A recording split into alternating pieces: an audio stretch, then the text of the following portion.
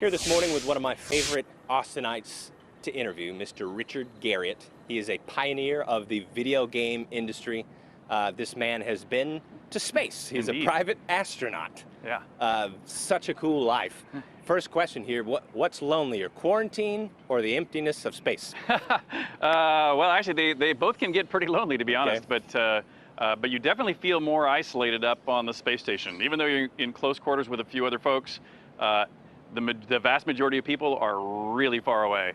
So you feel more isolated up in space. That's interesting. Interesting perspective. One of the only you would have that perspective. Yeah.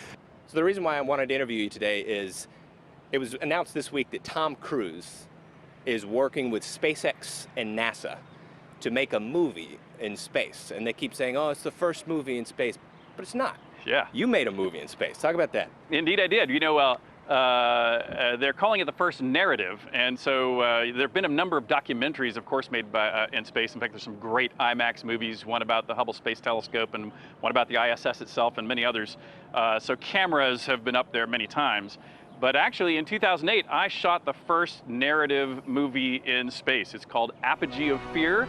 I just uploaded an official version of it last night onto YouTube, although people who had bought my documentary called Man on a Mission already had it on that documentary. I've got a script actually off camera right here that I had a friend of mine, a writer, a guy named Tracy Hickman, wrote a screenplay.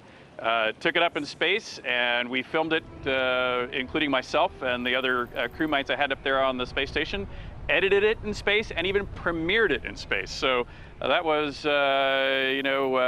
quite a few, 10, 11, 12 years ago now. So if Tom needs any pointers, he can call me up and I can describe some of the problems of shooting in space. Yeah, that's true. So you had to rehearse the act. Did y'all rehearse and they memorized their lines and all that stuff in space? Well, in this case, we tried to make it as easy as possible on the astronauts. Of course, they all have very busy schedules, but everyone has after work time they can do whatever they want. In this case, I made up cue cards that are part of the script, so that we could practice once or twice and then turn on the camera. Okay. And we shot it in order, so that which is not customary for films, but that way it would be almost edited even directly in the camera. And so we tightened it up when we got the version of it down. And the movie happens to star my mother, and so we had recorded that segment before I flew. So we actually managed to build the whole film up on the International Space Station, premiere it in space, and then brought it back down to release here on the ground. That's cool. And today is Mother's Day, by the way. Indeed, yeah. So it's How nice appropriate. you're talking about your mom. Yeah, exactly.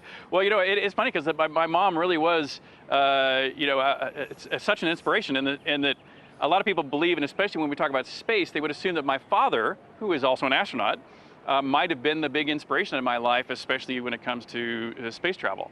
But in fact, it was my mother who was always taking me out into the Texas countryside to study what's under every rock and up every tree. That really was my inspiration to take joy in exploration of the real world, the reality in which we live in.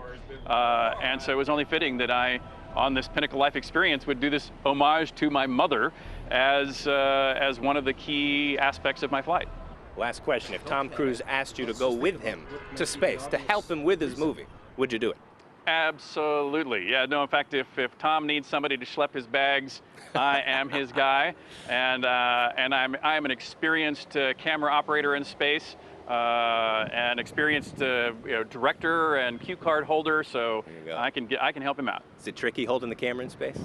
Actually, it is surprisingly tricky to film in space, because not only does any manipulation you want to do of the camera create issues with the inertia of moving objects, but the same thing's true for your actors. It's hard for actors to take a position when, due to Newton's laws, once you start to move, you tend to keep going, and so it's hard to stop on a mark for good cinematography.